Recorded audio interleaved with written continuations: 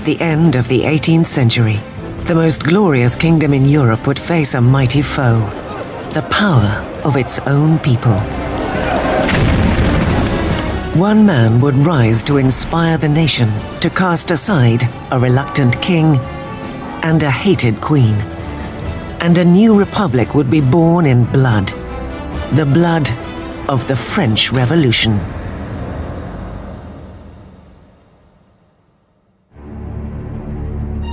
(1794), the Conciergerie prison in Paris.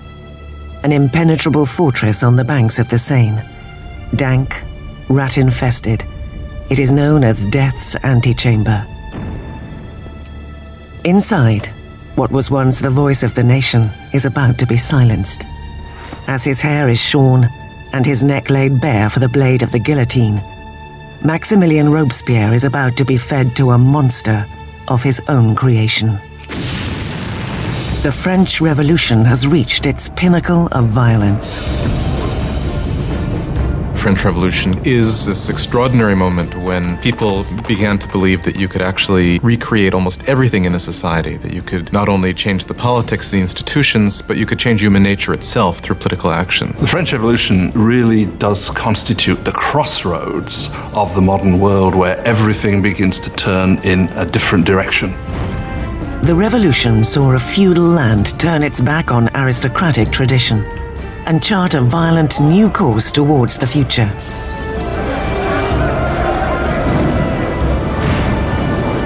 It would shake the very foundations of Europe, and its impact would be felt across the world.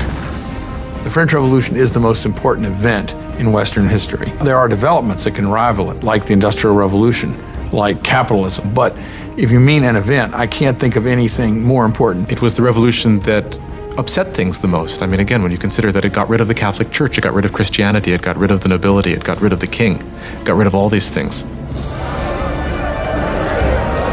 The French Revolution would bring bread to the poor, democracy to France, and would establish a whole new order of society. But progress would come at a price. It was really a moment of extraordinary hope, extraordinary ambition, and then it turned into this most horrific tragedy. Now broken and defeated, Robespierre, not 2 days before, had stood triumphant at the head of the greatest political revolution in Europe's history. So true to its ideals, he was called the Incorruptible. So powerful, his slightest utterance could cloak an entire city in fear.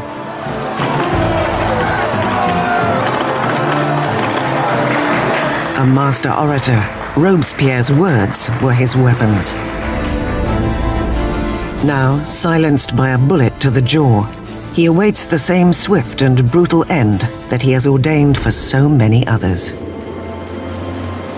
The French Revolution is about to devour its chief architect.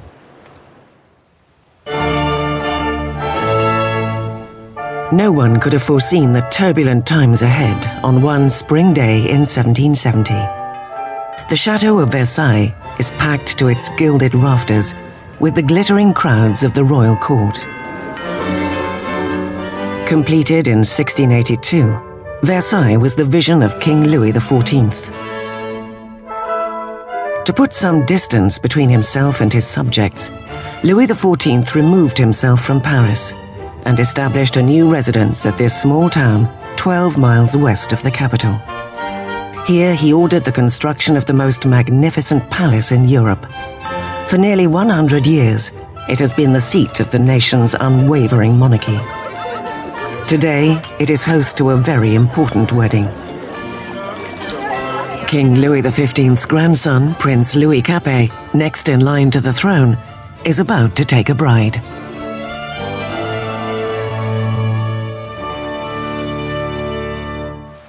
Just 15 years old on the eve of his wedding, Louis Capet is bashful and hesitant, with few of the characteristics expected of a future king. Louis was this pudgy, shy, painfully inadequate 15-year-old with absolutely no social graces at all. Louis XV's mistress, Madame du Barry, called him a fat, ill-bred boy. Basically, he was just a schlub. It was very hard for Louis to come to decisions. He dithered incessantly. He was always ready to be persuaded by the last person he had talked to. Again, those are usually not considered good leadership qualities. Louis's marriage is a political union between Austria's royal family, the Habsburgs, and his own, the Bourbons. The wedding symbolizes the end of an ancient rivalry and the birth of new alliances. The young bride-to-be arrives in France, a wide-eyed and pretty 14-year-old girl, Marie Antoinette. Marie Antoinette is an Archduchess of Austria. She's the youngest daughter of the Empress Maria Theresa. And she comes to France as part of a marriage deal which represents a great reversal of alliances, whereby for the first time in living memory, France and Austria become allies rather than enemies. Marie Antoinette comes to France as a political gesture, but as a teenager, she has little interest in political affairs. Well, when Marie Antoinette came to Versailles, she was very young. She didn't know a great deal about the country she was coming to. She didn't know about the customs. She didn't know about the court. She was certainly a headstrong girl, a very lively girl, but she was still a girl. When Marie Antoinette comes to Versailles, she is just a teenager. She is 14 years old, blonde with blue eyes. She is pretty. She likes being attractive to people, and she comes with the intention of winning over her husband and her new family. On the night of the wedding, there is an ominous storm. But inside, the grandeur of the ceremony lights up the palace as the newlyweds make their way to the royal bedroom. In a ceremony that symbolically ensures the conception of an heir, the king's courtiers are present as the awkward young couple is presented in the marriage bed for the first time. The crowd is delighted and expectations are high. But once the curtains are drawn, it's clear that an heir will not be so easily produced. Louis was not only not interested in ruling, Louis wasn't particularly interested in loving either, and he paid her no attention on the first nights or even further into their marriage. Many years will pass before the marriage is finally consummated. The lack of an heir will soon spark gossip across the kingdom that will plague the couple for years to come.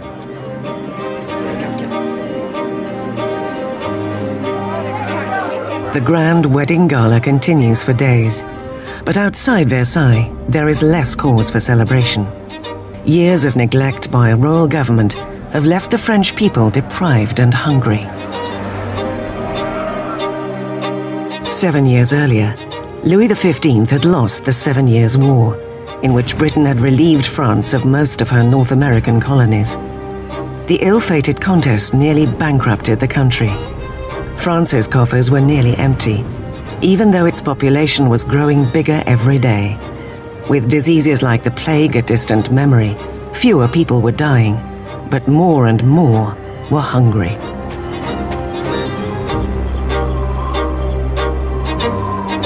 France grew from 20 million to 26 million in the 18th century after having grown only 1 million in the preceding 2 centuries. That put tremendous strain on what was there, and so there was a lot of anxiety.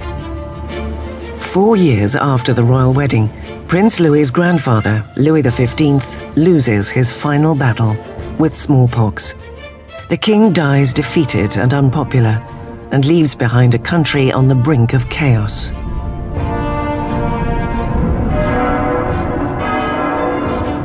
In a lavish ceremony, young Prince Louis ascends to the throne and is crowned King Louis XVI. Despite the grandeur of his coronation, Louis is aware that he is woefully unprepared for the job.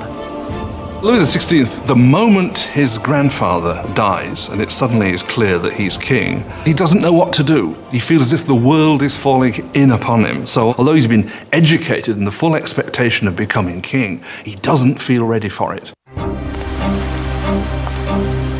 For a kingdom in crisis, Louis XVI is not the ideal pilot. The 20-year-old king prays, "Protect us, Lord, for we reign too young."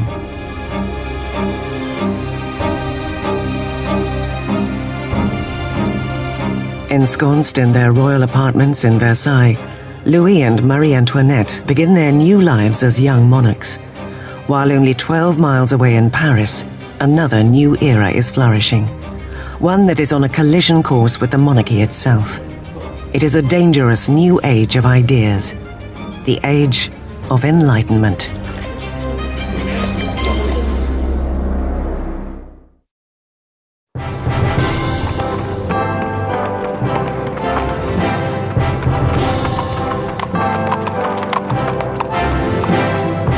As the royal carriage approaches the prestigious Louis le Grand College in Paris, the crowds gather for a glimpse of pomp and celebrity. The newly crowned King Louis XVI and his young wife are being welcomed to Paris.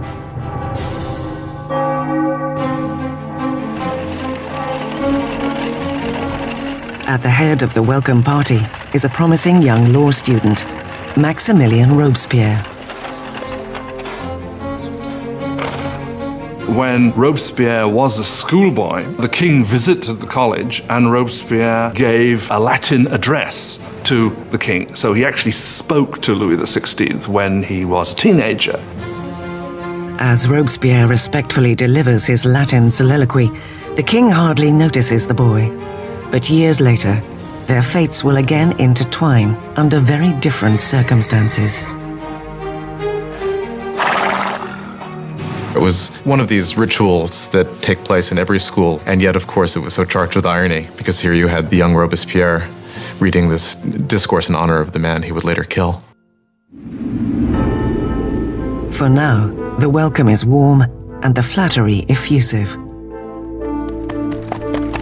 But although the grandeur of the monarchy can still excite adulation and loyalty, parts of French society are beginning to question its role. Since the Middle Ages, French society had been divided into three classes, or estates, dictated by birth. There was a vast gap between the wealth of the first two estates, the nobility and the clergy, and the rest of France. During the 18th century, new thinkers began to use reason and science to challenge all such traditions. A new intellectual spirit of the age brings everything under fresh scrutiny, judging it according to criteria of rationalism and humanitarianism. France is alive with new discoveries and debates. It is the age of enlightenment. The Enlightenment is a movement which says don't trust authority, don't trust anything that you've been told by anybody else at all. Think it out for yourself, test it for yourself. In old regime Europe, you were told what to think. You were given information from above by your rulers, by your priests. And so the idea that you could map out all of human knowledge and then have access to it was revolutionary. In exclusive salons across Paris, aristocrats gather to discuss Enlightenment authors and the burgeoning age of reason. Voltaire, Rousseau, fresh voices who champion liberty, control of one's own destiny, and religious tolerance. The passion for this new literature is evident amongst the aristocracy. But as Enlightenment ideas trickle through all levels of society, the drive for equality will begin to threaten the aristocratic way of life.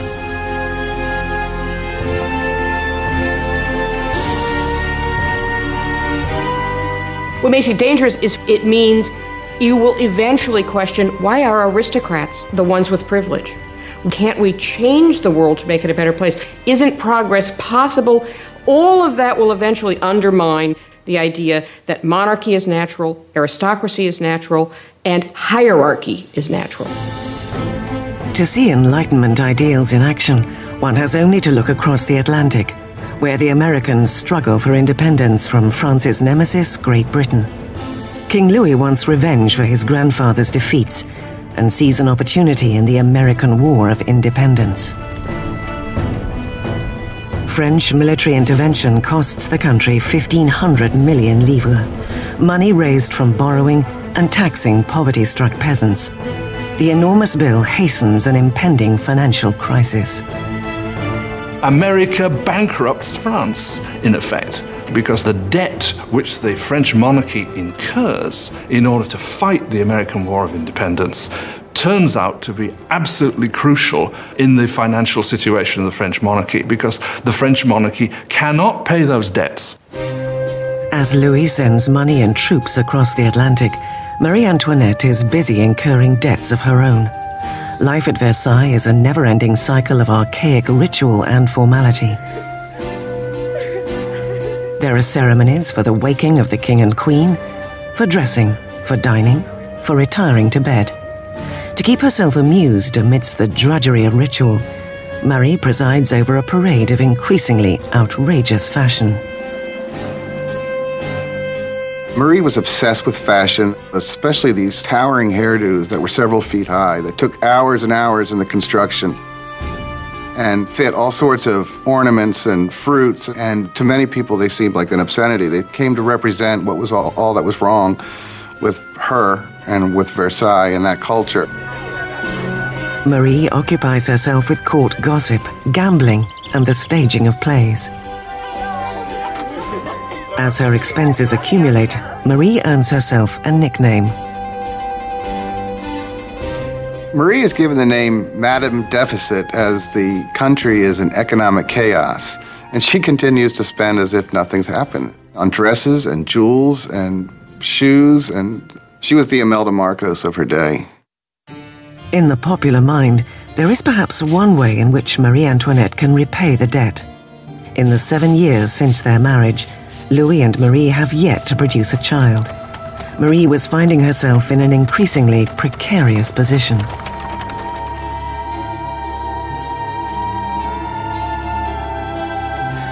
The job of the Queen is to produce a male heir. It's absolutely essential for there to be a son. And during that time, people criticize, people are dissatisfied, people say the king should never have married this Austrian archduchess, and now she can't even produce an heir to the throne.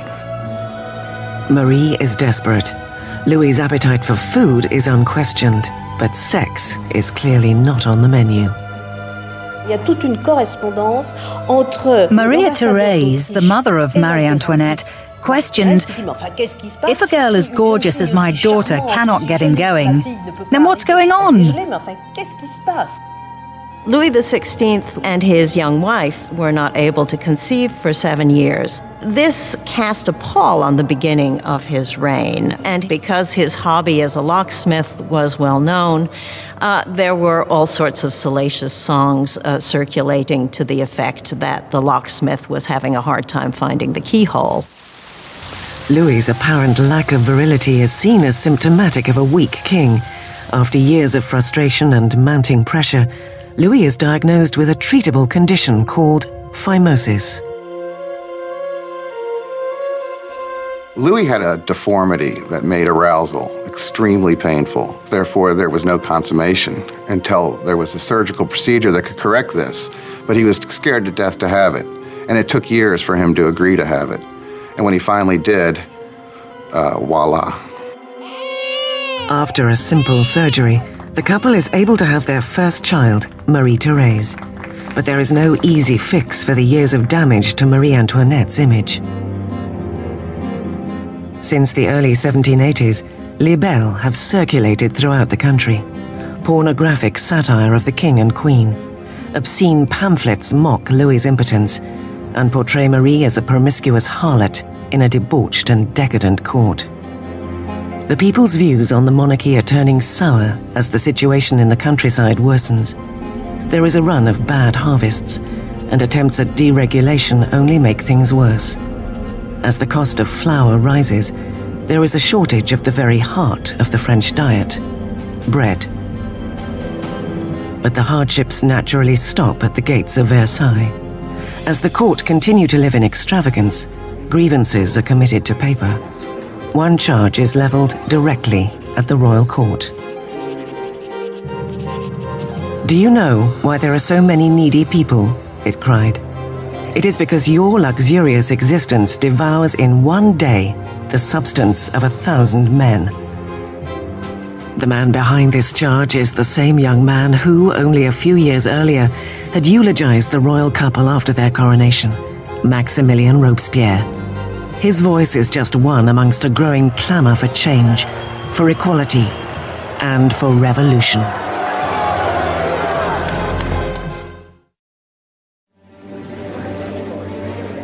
Versailles, in the late 1700s, is an oasis of extravagance, surrounded by a land in despair. And with an uncertain king at the helm, France is charting a course for disaster.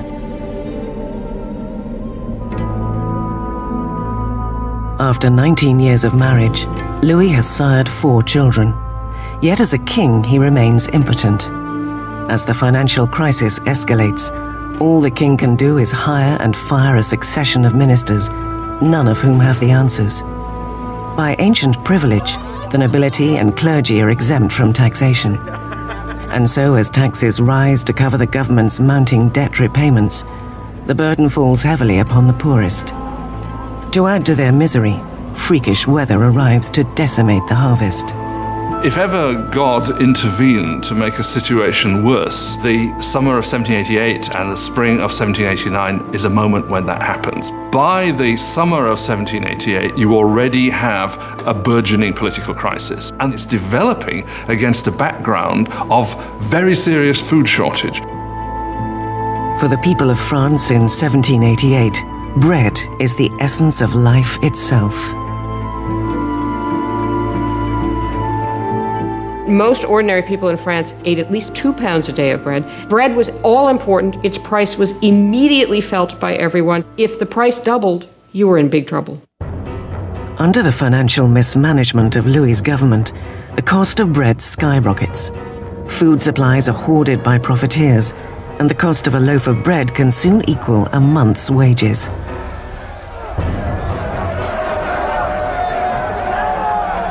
Hunger turns to rage. Bread riots break out across France.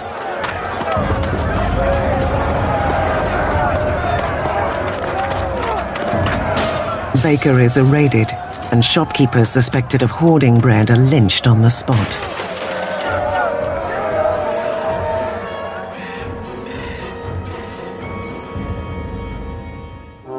With the economy in shambles, Louis is forced to appoint Jacques Necker as his finance minister.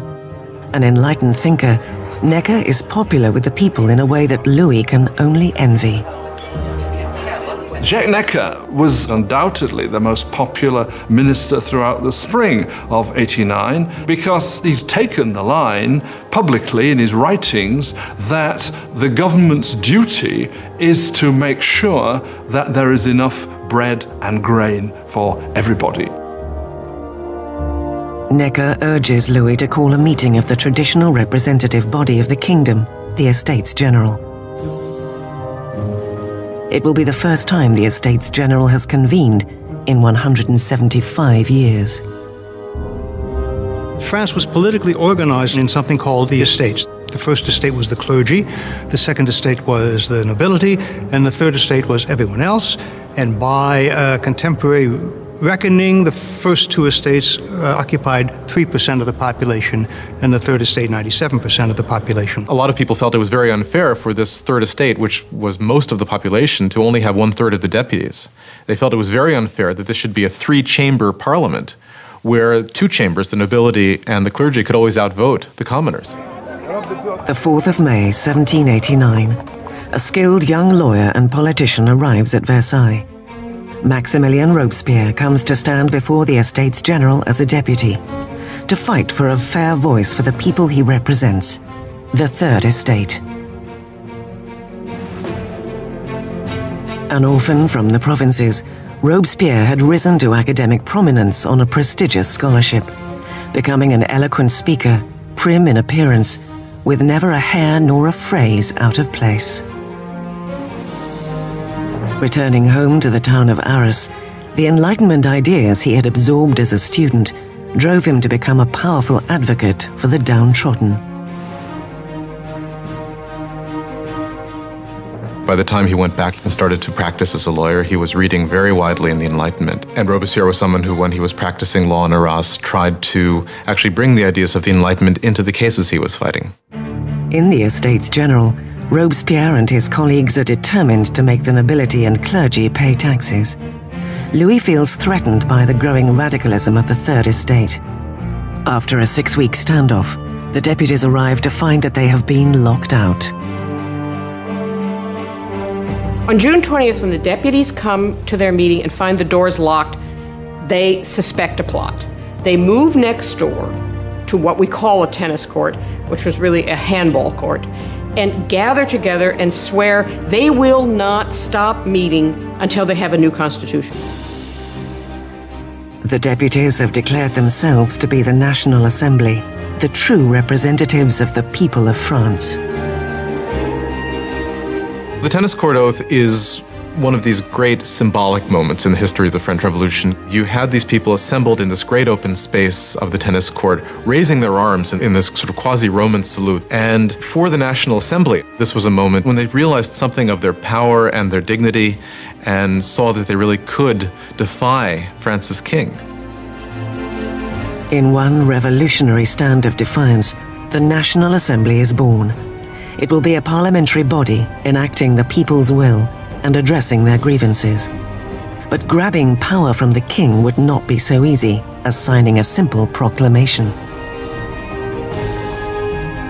All of these early victories that take place at Versailles are largely paper victories, and they have no teeth to back them up. And the fear that takes over the deputies at Versailles as we approach mid-July, is that the king is gathering his forces to disperse them, to overthrow them. By July, 30,000 royal troops are taking position around Paris. To defend themselves, the people form a national guard. Les Invalides, the military hospital, is raided, and 28,000 muskets distributed. The only thing missing is gunpowder, but the people know just where to get it.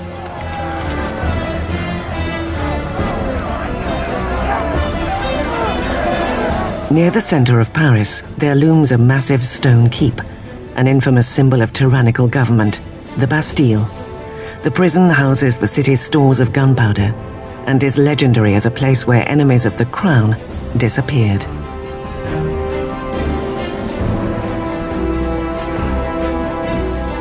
The Bastille had been the great symbol of royal despotism, the great symbol of the kings of France running beyond the just limits of their own power, a symbol of horror for the people of France.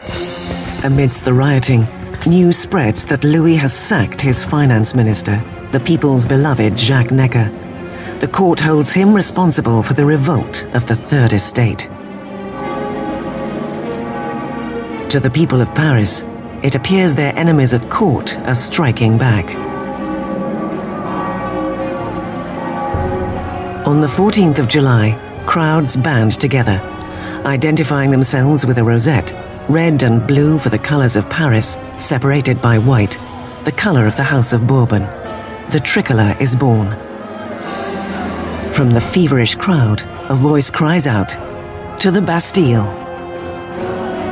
Attacking the Bastille means that the people of Paris are saying, you cannot get rid of the new National Assembly. The people are acting, they're arming themselves, and they're basically saying, we take the side of the revolution. The governor of the Bastille, the Marquis de Launay, tries to secure the prison when he learns of the approaching mob. He mounts a hopeless defense with only 32 guards. The marauders storm the fortress and tear into the soldiers with knives and pikes. Finally, Governor de Launay surrenders, but the enraged mob engulfs him, dragging him into the streets. The jeering horde kicks and stabs at him until his pleas for death are answered. Before the end of the day, the mayor of Paris will meet a similar fate. A revolutionary tradition is born. De Launay's severed head is paraded on a pike to the delight of the crowd. Word of the bloody revolt quickly reaches the deputies at the National Assembly. The deputies in the National Assembly do not immediately condemn this act of violence. In fact, they accept it. And it was this acceptance of popular violence that, in some people's view, created a pattern that was to have catastrophic consequences for the unfolding of the revolution.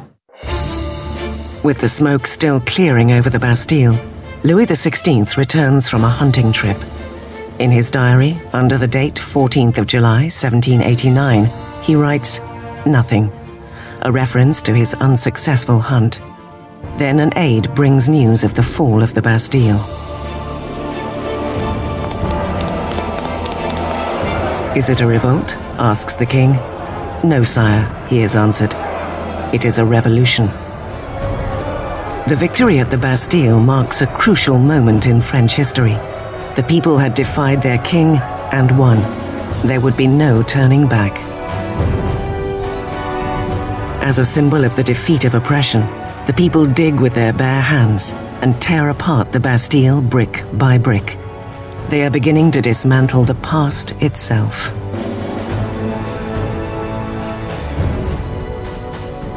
The French went about the process of tearing down the Bastille as quickly as they could. In the absence of powerful explosives, this was done very painstakingly, but with a tremendous amount of vigor. And the bricks were given away, sold as emblems of the demolition of despotism. The energy of the streets invigorates the National Assembly. A revolutionary manifesto is adopted, called the Declaration of the Rights of Man and of the Citizen. It calls for an end to tyranny and for a representative government to protect the freedom and equality of all men. The Declaration of the Rights of Man was a declaration promulgated by the National Assembly, which said in its text that the sovereignty belongs to the people, it belongs to the nation. The king is nowhere mentioned in this document. Therefore, by issuing this document, the Assembly was effectively seizing power for itself. With the new National Assembly as their voice, the people of France set out to change the very fabric of their world. They demand a constitutional monarchy, equal rights for all men, and justice under reasonable laws. Robespierre demands increased freedom for the press, which had been muzzled under the old regime.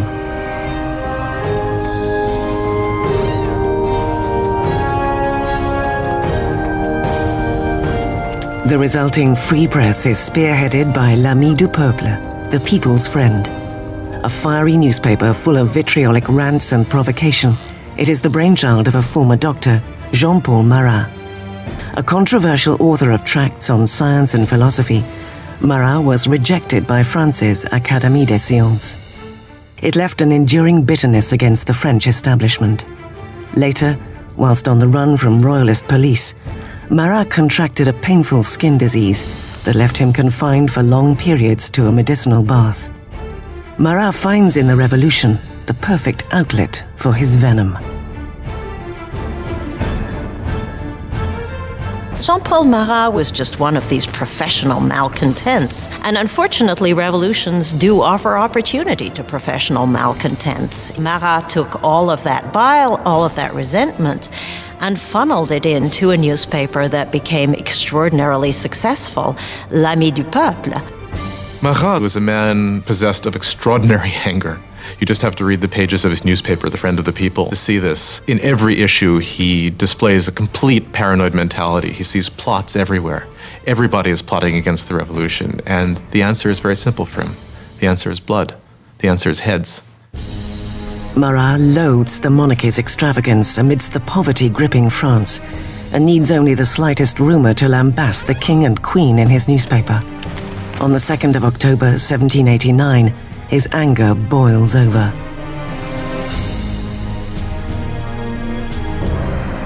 Word reaches Paris that the king has thrown a party at Versailles, that the king's soldiers threw the new tricolour flag, symbol of the revolution, to the ground and trampled it underfoot. Marat is enraged. He reports the insult in his paper, just as a new threat breaks. The king has again ordered troops to move into position around Paris. With victory at the Bastille still fresh in their minds, Marat frantically urges the people of Paris to take action again. It's time to open your eyes, he tells them. Shake yourselves out of your torpor. Wake up. Once more, wake up. The 5th of October. Dawn breaks to the furious ringing of bells. Women gather to protest against the shortage of bread. And now fear of the approaching troops mixes with fury at the news of the king's offensive party. Soon thousands are marching to Versailles, pikes in hand. The women are taking their grievances to the king. The core of the crowd was made up of the famous poissardes, the fearsome fish ladies of the central markets, who were known for their brawny build and their fearlessness. They were equipped with large knives for scaling fish. They were hugely muscular because they carted boxes. You didn't want to tangle with these ladies. These are women of the poor quarters. These are poor women which are affected by the increased price of bread, by the scarcity of products, who suddenly begin to realize that they must act. It is quite extraordinary how these ordinary women, probably most of them couldn't even write their name, suddenly act as the protagonists of the historical process. At the palace, word of the approaching crowd of angry women reaches the Queen's chambers. Legend has it that it is at this moment that Marie Antoinette utters the most famous line she never said. Marie Antoinette did not say, "Let them eat cake." That is a myth. Marie Antoinette, unfortunately, probably never even noticed the poor people of her country long enough to make such a statement. As the mob of women gather outside the gates, Louis understands the revolution can no longer be ignored. It is being brought to his front door.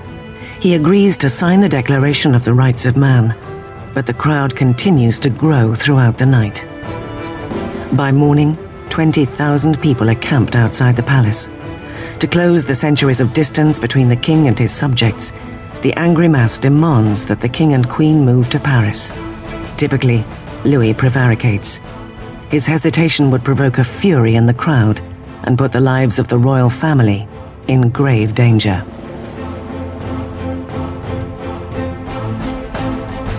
When they don't get instant compliance with what they want, it really looks as if they're going to massacre the Queen. The mob break into the palace, screaming for the blood of the Queen. They massacre guards, decapitate them, and stick their heads on pikes. They were like banshees screaming throughout the palace, "Give me her entrails, give me her head, I want a leg, I want an arm." I think that they had grown so frenzied that if they had encountered her, they probably would have torn her to pieces.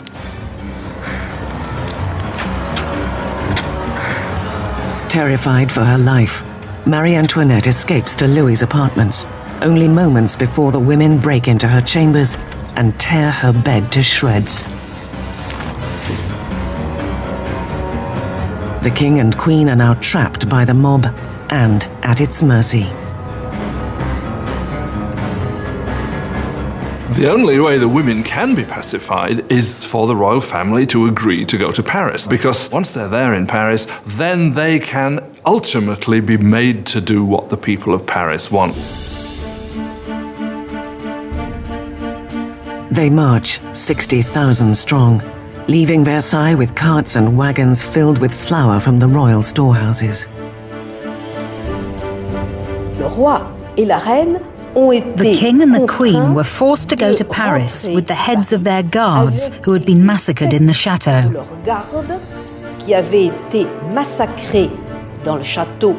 Their heads had been cut off with knives.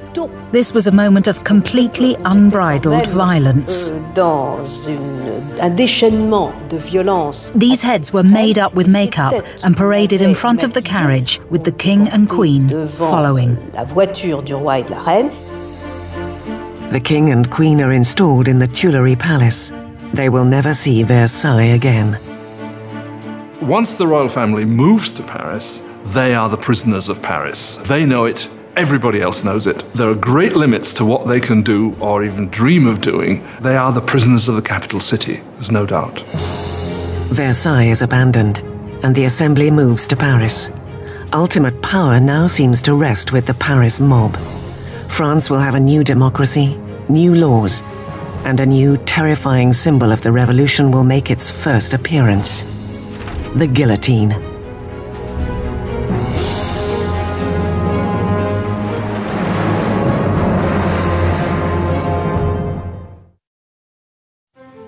May 1791. It is nearly 2 years since the royal family and the National Assembly have moved to Paris. Robespierre speaks often at the Assembly and at the Jacobin Club, a debating society named after the former Jacobin monastery where they gather.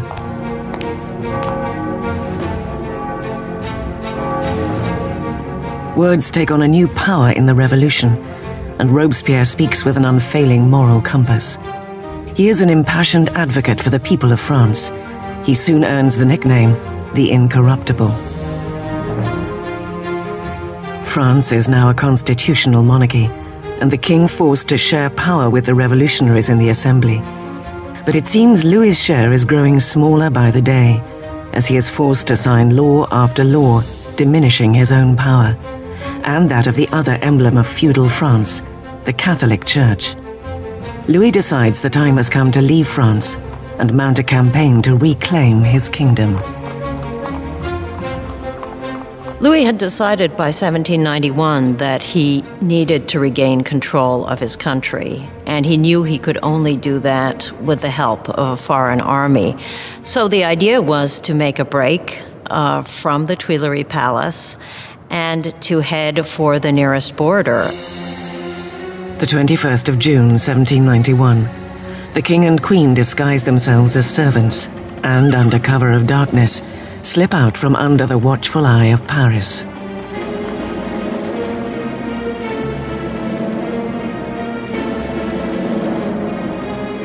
It is past midnight when they arrive in the small town of Varennes, 100 miles east of Paris.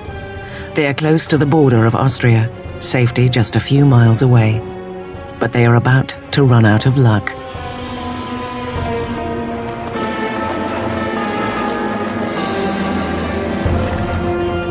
Rumors of the entourage's movements have preceded them to Varennes. A town official stops the carriage and asks for their passports.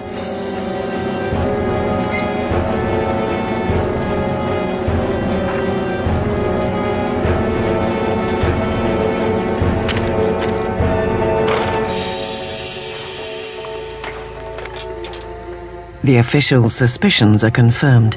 It is the signature of the king himself. The townsman is overcome at the sight of his king. But revolutionary guards nearby show no reverence for the fleeing royals. He keeps hoping that people will recognize him and there will be a kind of rebellion in his favor. And much to his horror and surprise, they are not ecstatic to recognize him. They see him as escaping, and basically he's arrested and taken back to Paris. The idea that the monarch had tried to abandon his people was psychologically catastrophic. That event really broke the bond between Louis and his subjects. Now they had not only a king who was superfluous, they had a king who was obviously a traitor as well. With the royal family proving themselves enemies of the revolution, the little control over events that Louis still held is gone. At the heart of the revolutionary government is Robespierre. He shines at the podium, calling for changes of every kind. He demands universal suffrage and an end to slavery in the French West Indies. Most passionately, he rails against the death penalty. In the new age of enlightenment, Robespierre wants to discard all remnants of the medieval past.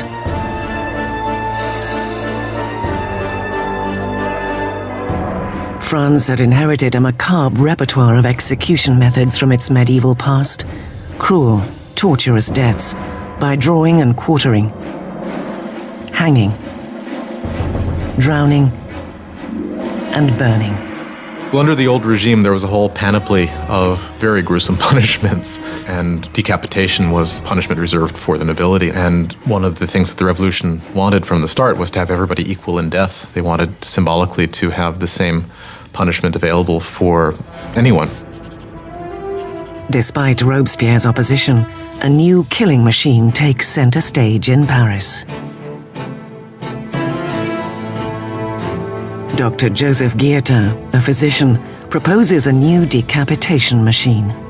Beheading, he argues, is a humane method of execution. A swift slice of steel delivers a quick, painless death. Dr. Guillotin describes his new device to the Assembly. The mechanism falls like thunder. The head flies off. Blood spurts. The man is no more. Always a supporter of bloodshed, the journalist Marat prints an enthusiastic rant in his paper, announcing the device's new name, guillotine.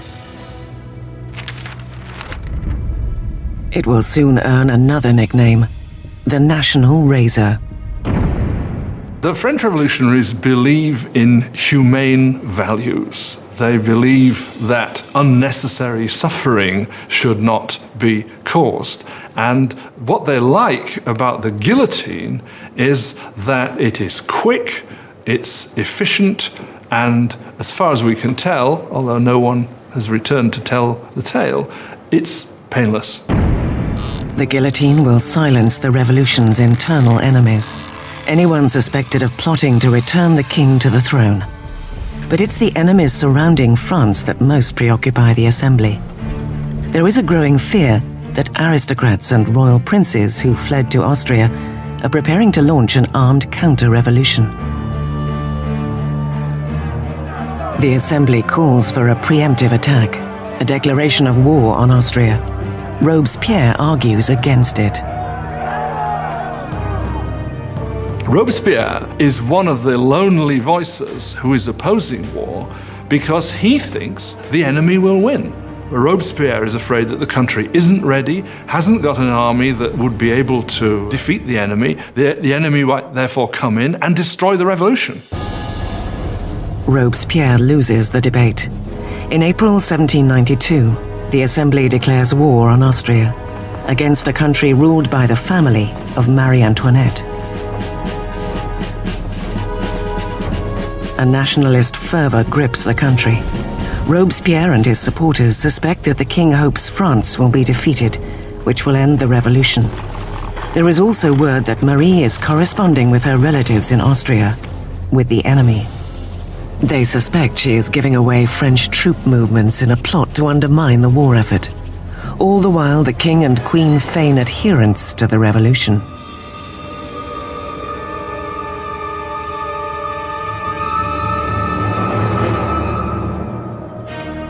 Louis and Marie Antoinette are playing a double game. They are seeming to go along with the revolution many times, at the same time as they are conspiring against it. They are trying to survive. If you want to be generous, they're survivors. But if you want to be, look at it from the revolutionary point of view, is they're liars. With the French army already suffering setbacks on the border, word reaches Paris that Austria's ally Prussia has joined the invasion. Their troops are mobilized under the command of the Duke of Brunswick. The atmosphere in the city is tense. Paris is a tinderbox.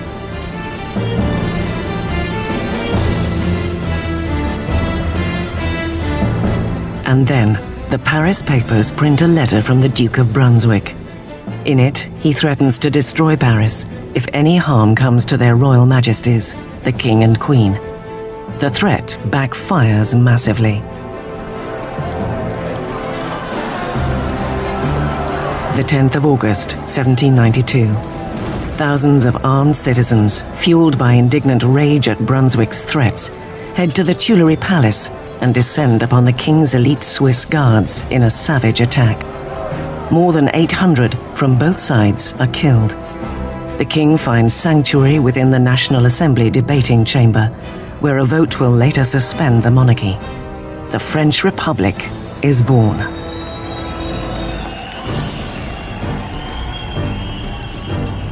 The blade of the guillotine is christened with the blood of Louis's remaining guards, and Robespierre, once a staunch opponent of the death penalty, has had a change of heart. The birth of the new republic can only begin with the death of a king.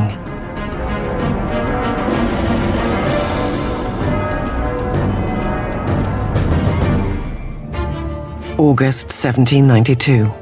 With the king deposed and imprisoned, Robespierre and his Jacobins are locked in a battle with the moderates of the Assembly, the Girondins, for control of the national government. But on the streets of Paris there is a new radicalism. It is led by the artisans and working men of Paris. Recognizable by their long trousers, in contrast to the knee breeches or culotte worn by the aristocracy. They call themselves the sans-culottes, those without knee breeches. The sans-culottes considered themselves the true people of France. They were not the poorest of the poor. They tended to be fairly well-off artisans, shopkeepers, people like that. But they were people who at least claimed to work with their hands.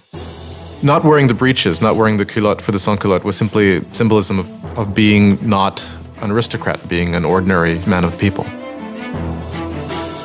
The sans-culottes seize control of Paris's city government, while the Jacobins and Girondins steer the country from the Assembly, now reformed as the National Convention. They are struggling with the command of the beleaguered French army, which is swiftly losing ground to Austria and Prussia.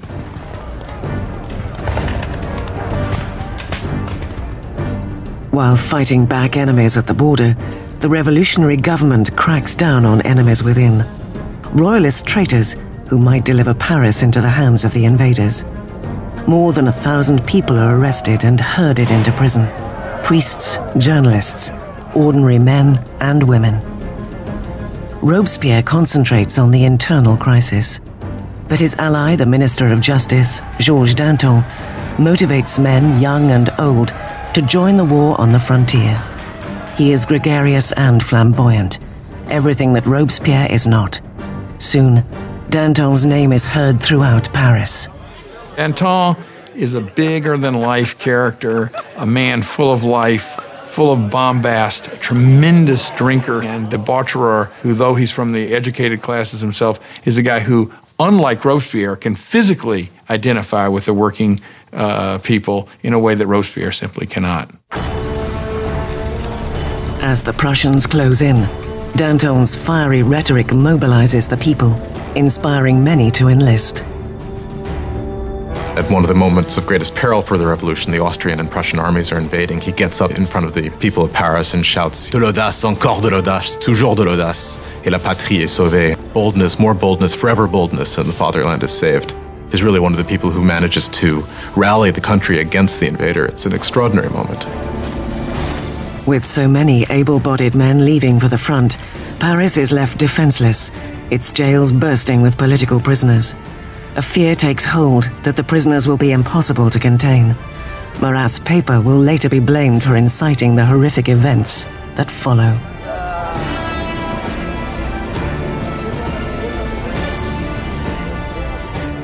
The foreign armies were advancing on Paris.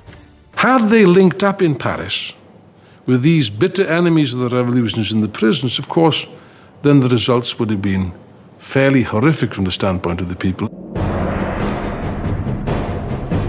In the first week of September, disastrous news arrives from the front. Prussia has taken Verdun, the ancient fortress on the road to Paris. The enemy is getting closer. The fear gripping Paris explodes. The sans-culottes break into the prisons and unleash a furious assault on those found within. No traitors are to be spared. And the sans-culottes went to the prisons, particularly the prisons where refractory priests were being held, where nobles were being held, where political prisoners were being held, and they started carrying out their own impromptu trials that were very short and that very often simply ended with slaughter.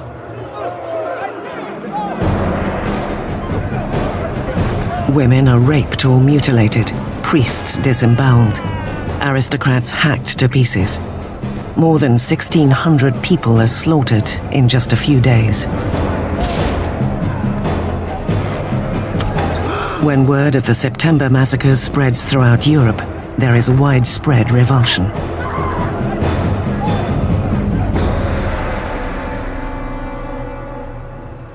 Across the Channel, the London Times gives voice to the general horror.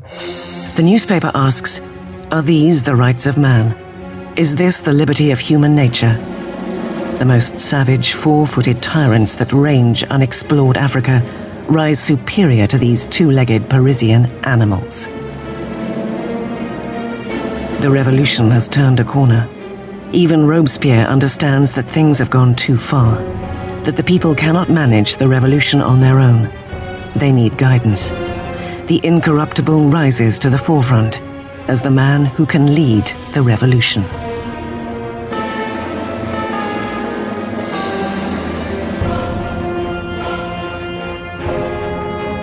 There was a time when Robespierre had pushed for a constitutional monarchy. He now believes the king is too potent a symbol to the enemies of the revolution. A momentous decision is made. France will put its own monarch on trial. With the verdict a foregone conclusion, the only debate left is punishment. The moderates, led by the Girondins, call for sparing his life, which isolates them in the convention. The Girondins really crystallized as a faction in the convention over the debate over the king, because while they certainly wanted a republic, they were less sure that the king should actually have to die. But the debate is dominated by the Jacobins, who call for blood. Why did the Jacobins want to kill the king? I think they wanted to kill the king because, as Robespierre brilliantly said, you have to kill the king so the revolution can live. If the king is right, then the revolution is wrong. In any system there had ever been, there's only one penalty for treason, and that is death. So in this sense, if the king is guilty of betraying the country in a time of war, then the argument is that he must suffer the death of a traitor. On the 20th of January, 1793, Louis XVI is declared guilty. The sentence is death.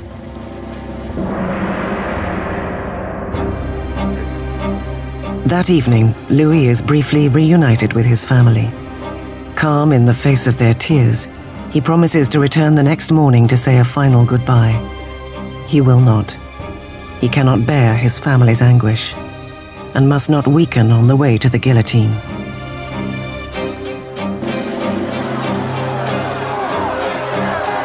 In the morning, a closed carriage brings Louis to the scaffold, and he calmly makes his way to the blade.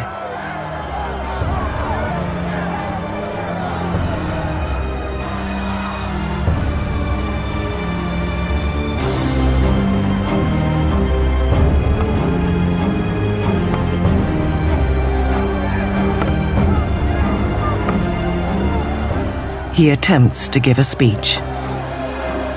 I die innocent of all the crimes laid to my charge. I pardon those who have occasioned my death, and I pray to God that the blood you are shedding may never be visited on France. But the guards drown him out with a drum roll.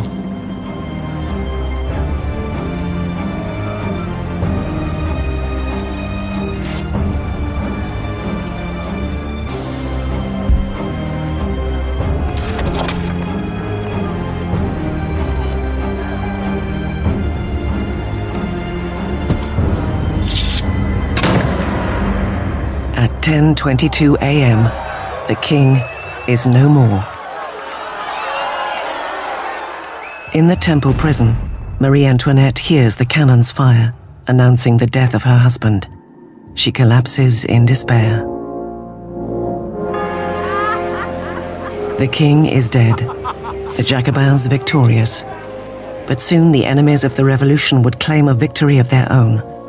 Their target is the most extreme of the Jacobin spokesmen, Jean-Paul Marat.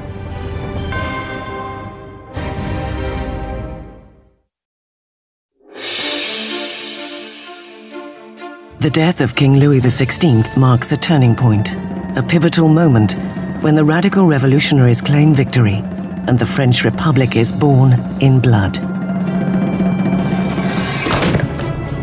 By the end of 1792, the radical Jacobin faction, believing the young revolution to be threatened by traitors and foreign intervention, are resorting to more and more violent means. But the Girondins, representing a more moderate brand of republicanism, want to curb the violence for fear it will lead to civil war. Their most vocal opponent, Jean-Paul Marat, strikes back at the Girondins with furious tirades in his newspaper, naming those he believes are plotting against the revolution. He had once called for the execution of 200 people. Now, He wants 200,000 heads to roll. When you look at Marat's journalism, it's got one basic principle, which is be more extreme than anybody else and call for people to be killed. If you look at Marat's journalism all the time, he's saying, if only we chopped off a few heads, then things will be all right. And when things aren't all right, if only you chop off a few more heads, things will be all right. Suddenly, people in Paris begin to massacre people. And Marat is the first to claim credit for that. But this extremism hasn't taken hold everywhere. In the provinces, many are outraged at the brutality of the Jacobins and call for an end to the bloodletting. Charlotte Corday, a passionate and determined young woman, is one such opponent. Charlotte Corday is an average person in the city of Caen. She's appalled by the killing that's going on there, and she perhaps rightly considers Marat one of the chief authors of that. He's been instrumental on the radical side of the revolution. His Ami du Peuple is still calling for heads. The 13th of July, 1793, Charlotte Corday arrives in Paris. She knows that the friend of the people has an open-door policy at his home, where he can be found at nearly any hour, soaking in his medicinal bath. Corday arrives, claiming she has a list of traitors, people who are collaborating with foreign armies to end the revolution. Marat asks Corday for the list, promising that the traitors will be guillotined the next day. Having given him that, she then produces a poignard, a little stiletto, and stabs him in the chest.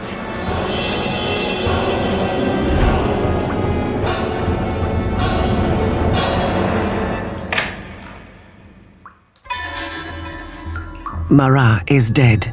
The self-proclaimed wrath of the people has been silenced. The revolution has its first martyr.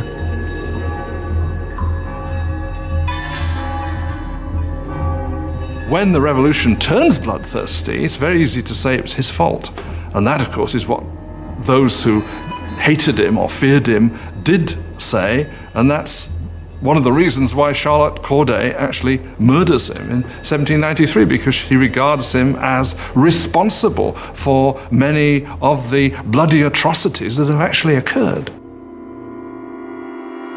Corday makes no attempt to escape. At her trial, she is unrepentant and proud. When the prosecutor demands to know what she had hoped to achieve, she answers, "Peace. Now that he is dead, peace will return to my country." Corday is guillotined 4 days after Marat's death. Her dream of peace dies with her. She has killed the man, but created a legend. Marat's death is most famously depicted by the painter David.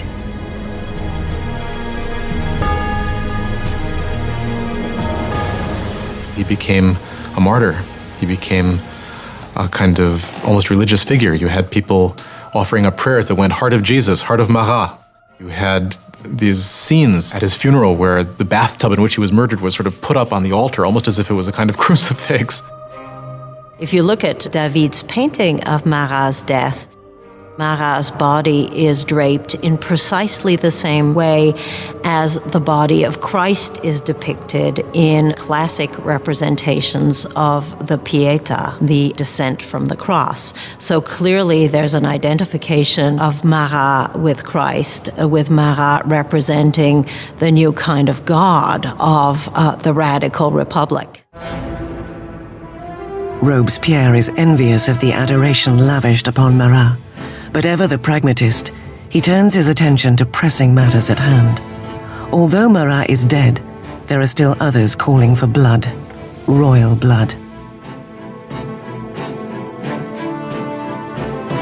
The Conciergerie, Death's antechamber. 8 months after the execution of her husband, and just days after the killing of Charlotte Corday, Marie Antoinette is jailed here, in a small, dark cell, alone.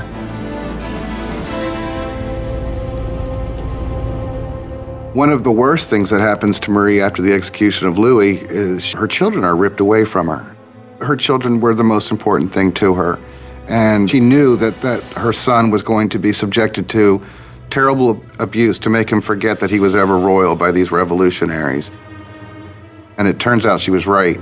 It only took a couple years after that her son died of terrible neglect and abuse. The once vain Marie Antoinette is only 38 years old, but events have aged her beyond her years. Marie Antoinette had been a very pretty woman, elegant, until the Revolution. And from 1788-89, she got thinner, her hair went white. She abandoned all her pretty coquetry and her pretty things. She got very, very thin. When she arrived for her trial, she was unrecognizable. On the 15th of October, Marie Antoinette is put on trial, accused of high treason. Most of the evidence offered is salacious and vengeful rumor. A final charge is added to the list. She is accused of incest with her son. At this, Marie stands to defend herself.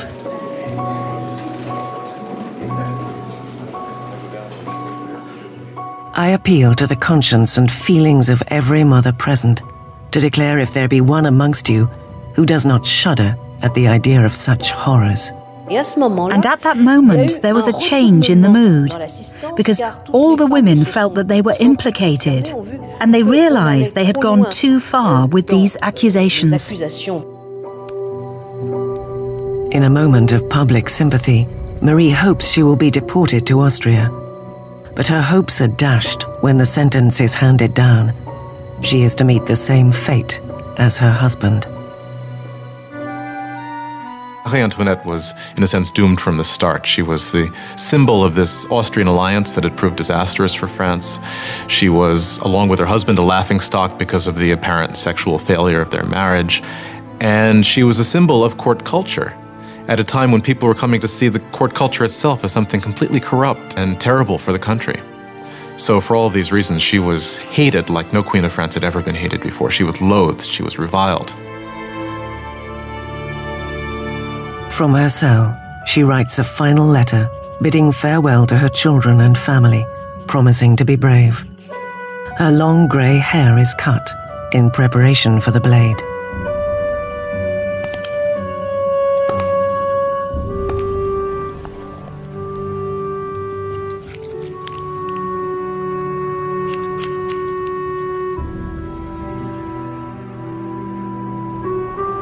Her hands are tightly bound. As she is escorted out of the prison, she is expecting a carriage. Instead, there is just a tumbrel, an open wagon.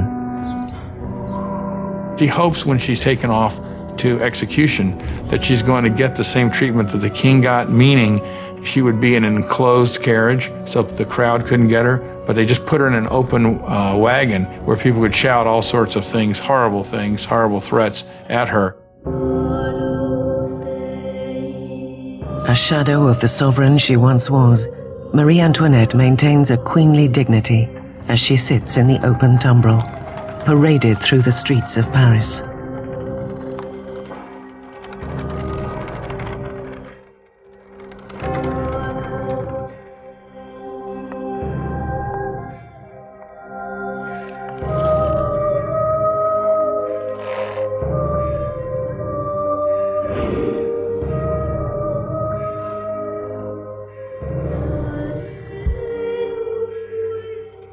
Her name and the charges against her are read out.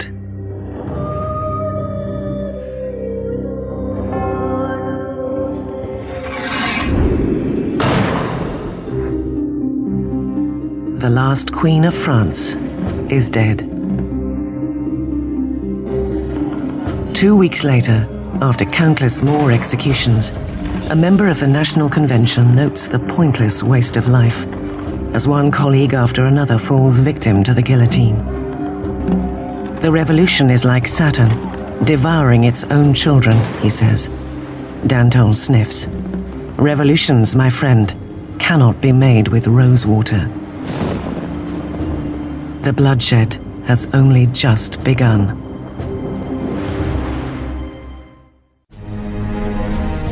September 1793, 4 years into the revolution.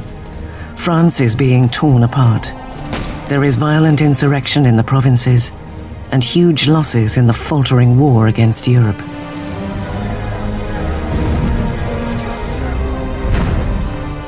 In a humiliating defeat, the British take the port city of Toulon. Europe is eating away at France's borders. France is the single largest country in Western Europe. It's the most populous country in Western Europe. It has been the great military power. And of course, when it entered into the revolution, a lot of its traditional enemies and also a lot of its traditional allies thought, aha, this is our chance to, not to carve a piece off of the actual territory of France, but certainly to enrich ourselves at its expense and to weaken it permanently. France is isolated in the whole of Europe. It's being blockaded by Britain. It's being attacked and invaded by Austria and by Prussia. The people of Paris are seized by a fear that the victory of the counter-revolution will lead to a bloodbath. Danton and Robespierre, the star orators of the National Convention, realize that only drastic new measures can save the revolution. They convince their colleagues to institute a new form of martial law. It is time for all Frenchmen to enjoy sacred equality, announces Danton to the convention. It is time to impose this equality by signal acts of justice upon traitors and conspirators. Make terror the order of the day. It is the founding moment of the revolution's most infamous episode. The terror will come to symbolize Jacobin extremism and the corruption of revolutionary ideals. To meet the emergency, the new constitution and the rights it guarantees are suspended. Police spies scatter throughout the country. Anyone suspected of counter-revolutionary activity is rounded up, quickly tried, and executed. The Reign of Terror was conceived as an emergency government. What they understood by terror was striking terror into the hearts of the enemies of the Republic, so that they would be either scared straight, as it were, or arrested and disposed of. The slightest suspicion can send anyone to the scaffold. Politicians who say a kind word of the extinguished monarchy, anyone who uses the formal monsieur or madame instead of the new form of address, citoyen, citizen. Informers are everywhere. Neighbors denounce neighbors. The incessant rolling of the tumbrils en route to the guillotine rattles through the streets of Paris. Execution is absolutely hanging over people's heads in the sense that we know in Paris there are police spies, and there are quite a few police spies everywhere, standing in bread lines, listening to what the women are saying, and turning them in if they don't like what they hear. You could be turned in not just for complaining about the high price of bread, but you could be turned in supposedly even for not being enthusiastic enough about where things were going and the successes of the revolution. So just about anything that would stand out for commentary could get you into trouble. The convention sets up the Revolutionary Tribunal, streamlining the process by which traitors can be identified and sentenced. Power is centralized in a new 12-man council called the Committee of Public Safety. Ultimately, power had to be delegated to a smaller group, and that group became the Committee of Public Safety. Ultimately, it became 12 people who really ruled France as a kind of collective dictatorship. With his masterful words and revolutionary vision, Robespierre soon emerges as the committee's guiding voice, and that voice is calling for more blood.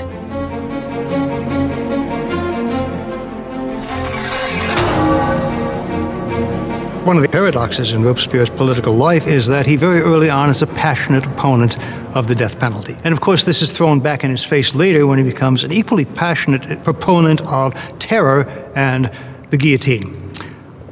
He never particularly responds to that except to say, well, times have changed. The revolution has hardened Robespierre. Once a fierce supporter of a free press, he now reinstates censorship. The Catholic Church, already mauled by the revolution, faces a new threat. Robespierre endorses one of the most radical revolutionaries, Jacques-René Hébert, as he proposes a program of de-Christianization. When the crisis of the war and internal rebellion is at its height, people begin to say the root of all the problem is priests, is religion. And what we've got to do, if we're ever going to be safe against the enemies of revolution, is destroy the power of the Catholic Church. Superstition, fanaticism, that's what religion's all about, and therefore what we have to do is stamp out this whole thing entirely. Streets carrying the word saint are renamed. Religious icons are destroyed and replaced with tributes to the new saint, Marat. The church came to seem simply the enemy to the radical revolutionaries. Churches and cathedrals are simply stripped of their altars. Stained glass is smashed, statues are smashed, the wealth of the churches is simply carted off. Of course, for European opinion, this was something even more shocking than the death of the king. Not even the Christian calendar is spared. Years are no longer numbered from the birth of Christ, but from September 1792, the proclamation of the Republic. It is now year 1. Months are renamed according to the seasons. July becomes Thermidor, April, Floreal. Months are broken into 3 weeks of 10 days each. The revolutionary calendar was certainly designed as a kind of weapon against Christianity, against Christian belief. Of course, by having a 10-day week, you'd no longer have Sundays, so people wouldn't even know what day Sunday was anymore. That's what they hoped. The terror spreads across France. Insurrections are put down with swift, unrelenting brutality. In the city of Lyon, where counter-revolutionaries are gaining ground, the National Convention's representative sets a brutal example. Hundreds of rebels are tied up, marched into fields, and mowed down en masse.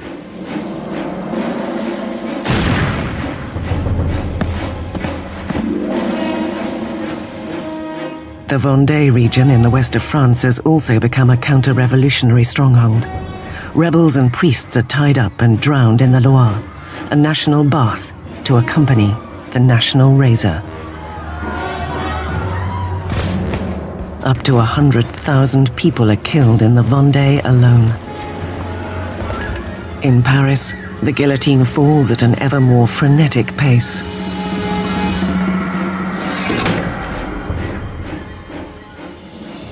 Now the French armies are beginning to win victories. With the help of a brilliant young commander named Napoleon Bonaparte, rebellious Toulon is recaptured and the Royal Navy forced to evacuate. The revolution is fighting back. Robespierre is at the height of his power. He had taken on the enemies of the revolution and ensured its success through terror. For a time, the terror was very effective as a means of getting the country together, getting the government together, and fighting what was, after all, a war on several fronts. On the Eastern Front and on the Northern Front against external enemies, also a civil war in the Vendée, which was the bloodiest of all, also a civil war against the supporters of the Gironde and other revolutionaries who had turned against the government in Paris. The terror has achieved its goals, but it does not stop, and it will not stop until it devours the very man who unleashed it, Maximilien Robespierre.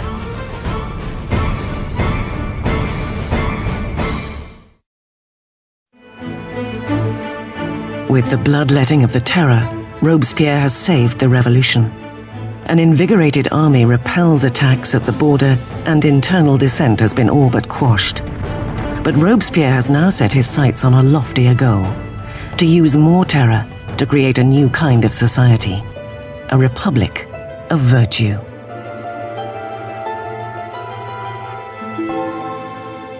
By virtue, he means civic virtue.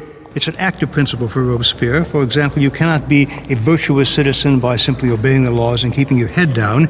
You must actively be involved in the work of the state, and that includes for Robespierre destroying the enemies of the state. On the 5th of February 1794, Robespierre gives a speech outlining his philosophy. Terror without virtue is disastrous, he declares. But virtue without terror is powerless. He associates terror with virtue.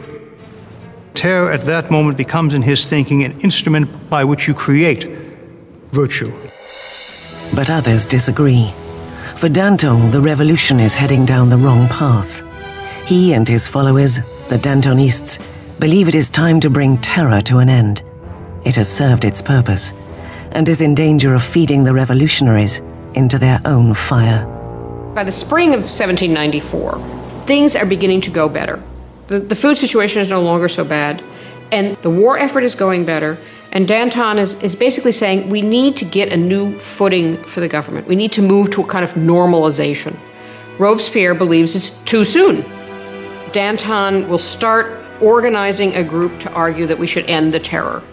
Robespierre will see this as a direct threat to the government. He will not see it as just a difference of opinion about the direction of policy. He will see it as potential treason. And in Robespierre's Republic of Virtue, there is only one response to treason. The Dantonists are rounded up and quickly sentenced to death. Robespierre has sent thousands to their deaths, but is uneasy with the actual process. He will not attend the beheadings of his former friends and allies.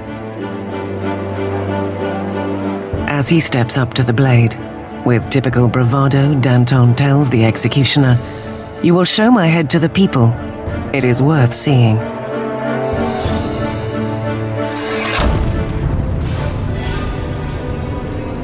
With the Dantonists out of the way, Robespierre launches France into an even bloodier, more horrifying new phase.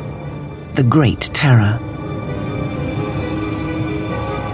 The Great Terror is the name given to the last phase of the terror in the spring of 1794 into the summer of 1794. It's the period at which the tempo of executions really starts to increase, at which the atmosphere of paranoia, particularly in Paris, but really across the country, starts to increase exponentially. You can track the number of executions until it's up to almost 800 per month in Paris, towards the end even more. The scale of bloodletting is unprecedented, but on the 6th of June 1794, the roll of the tumbrils comes to a halt. The guillotine hangs silent. Robespierre has declared a new religious holiday, the Festival of the Supreme Being. He wants to replace the old Catholic God with a new rational devotion.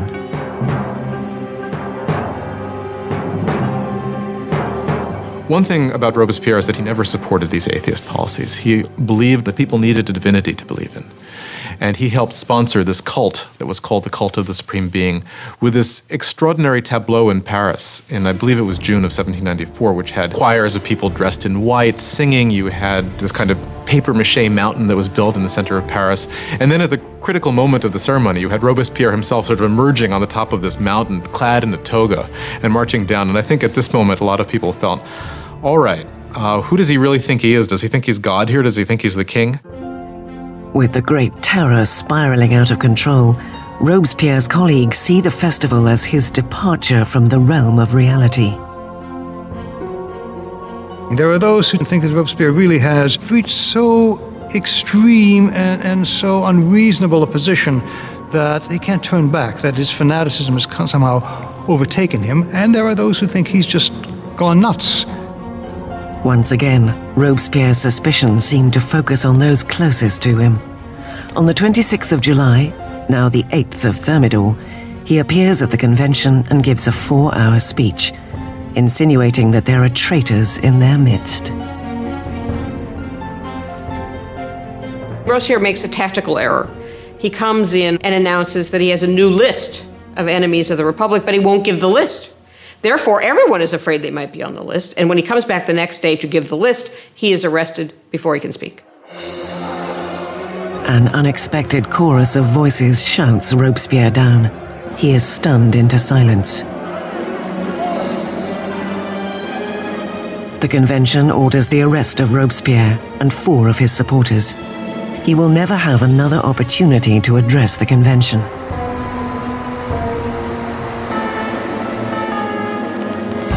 The following day, Robespierre is freed by his supporters, but immediately declared an outlaw and recaptured by the National Guard.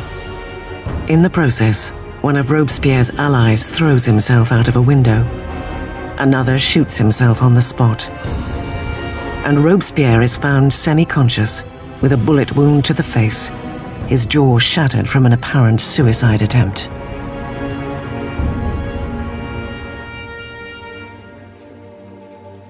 Robespierre spends his last hours on a table in an anteroom of the National Convention.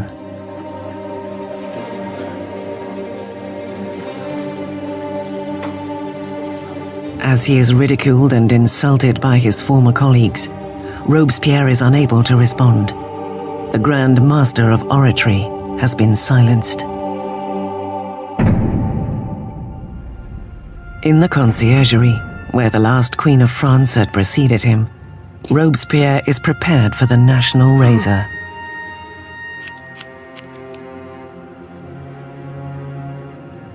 The French Revolution, with its origins in noble hopes for liberty and equality, has become a monstrous exercise in political murder and civil war.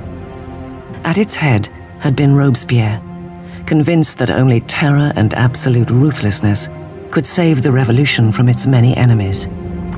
But the atmosphere of suspicion and paranoia that he has created will require him as its final victim. It turns out that there is a great deal of enthusiasm for ending the terror. Nobody can figure out how to do it. And what turns out to be the case is that the only thing that will end the terror, and apparently the only thing they can all agree upon, is the fall of Robespierre. On the 27th of July, 1794, the guillotine comes down on the incorruptible, and the last blood of the terror is shed.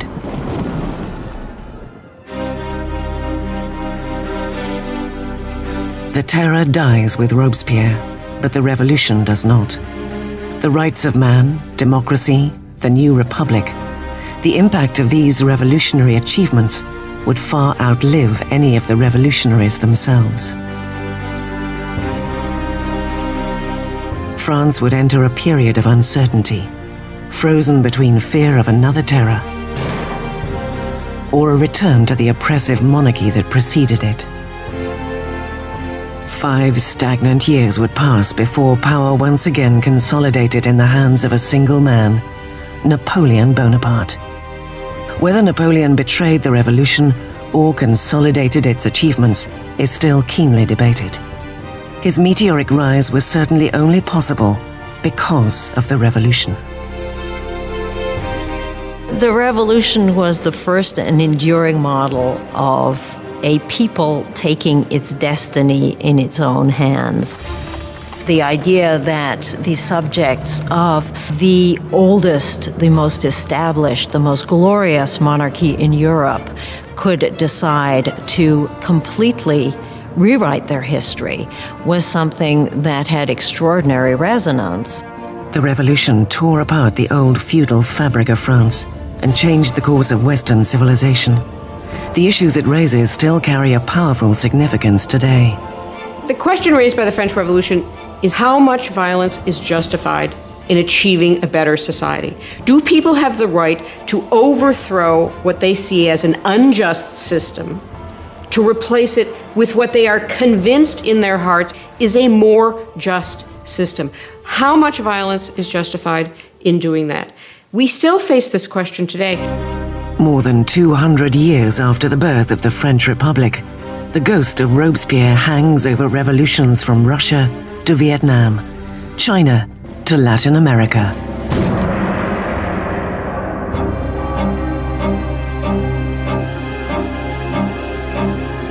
The French experiments with democracy have inspired models all over the world. Wherever tyranny takes root, the cry for justice can be heard, for liberty, equality, fraternity, for revolution.